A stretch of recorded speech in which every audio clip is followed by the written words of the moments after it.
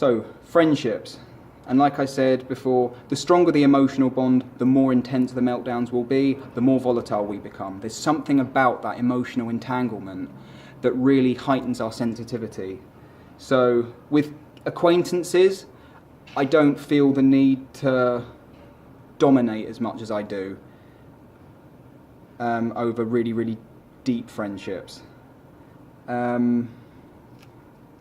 So I was described as a younger boy as bossy, dictatorial, uncompromising, manipulative, and always better on a one-to-one basis. For example, I feel in complete control when it's just me talking to one person. I'm quite good at listening, and it just seems easy to contain, easy to manage. When there's a huge group, I feel the need to make myself centre of attention. I require a limelight because I don't know how else to deal with it. But that's only if I'm with people who I don't feel a particularly strong connection with.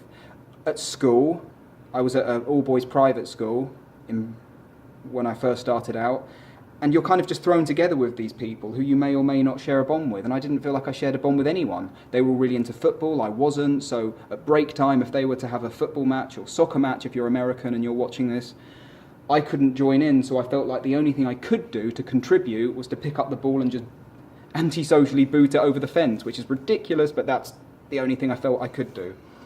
So what helped me in later life is to find friends with whom I share a bond with. So I'm a musician. I used to go to gigs and go to after-school music classes, form a band. Then it's like, okay, I don't feel the need to act antisocially now. I don't feel the need to make myself centre of attention now. Sometimes I do, but it just helps. It takes the edge off it.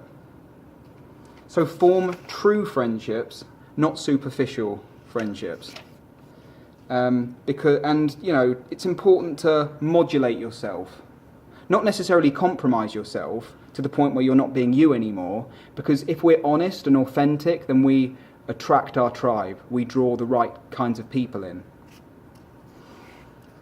Relationships with family. So I scapegoated one family member at a time periodically throughout my life, starting with my younger brother when we were toddlers, probably because he's a couple of years younger than me, and younger brothers look up to their older brothers, and I caught on to this and used it to my advantage. He used to copy me when I was younger, just in an innocent way, just because he did look up to me. He used to copy what I did, and I used to tease him for it.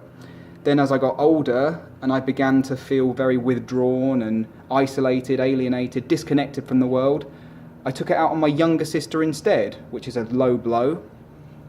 I just didn't really know what else to do. I was never physically violent. I was just manipulative, and I called her names a lot. I'm terribly sorry for it. I tried to make amends for it, and it's just the way things are. You have to learn to let go and accept responsibility, which I did, and understand where it was coming from. There's never an excuse, but there's a reason for it. Then, when I was a teenager, I found that my mum was an ideal person to exert control over. Just in a kind of stroppy, hormonal way. Like, I'd come home from school and demand my food to be made immediately, and just things like that. I just had very little patience. But that's, I saw that I was doing that, so I worked on patience. I worked on expecting too much from other people, and one thing that has helped me with family relationships is to accept them and love them for who they are, and not expecting them to live up to my standards. And to find at least one thing I can bond with each of them, one thing I can bond with them over. And then, as a young adult, I started taking my anger out on my dad, because he's a fairly dominant, feisty, driven, leader-like person.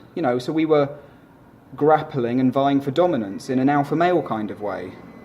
So finding one thing, at least one thing to bond with my family over really helped, and also list the qualities that my parents bequeathed to me.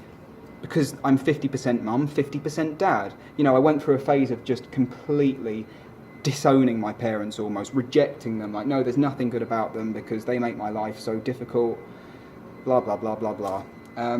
So writing like 5 things for mum, 5 things for dad, good things about them that they might have given me. So my mum's very sensitive, kind and empathetic, and those are qualities that I recognise within myself.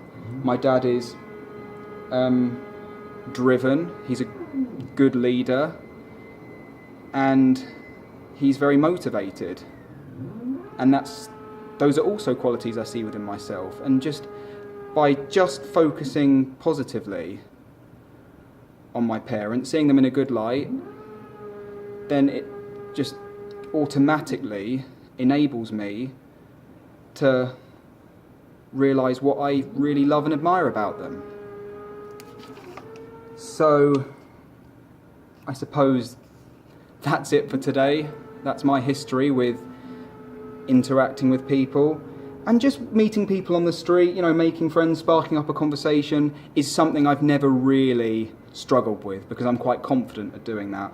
Being a host, or, you know, drawing attention to myself, I suppose those attributes can be utilised when making videos like this, for example. So always focusing on what I can do over what I can't do, seeing the cup as half full, half empty, as the maxim goes. So yeah, meditation, mindfulness, constant monitoring, constantly redirecting the attention inwards has really, really helped me in maintaining decent and stable relationships. So thank you very much for watching. I hope this video helped. Have a nice day.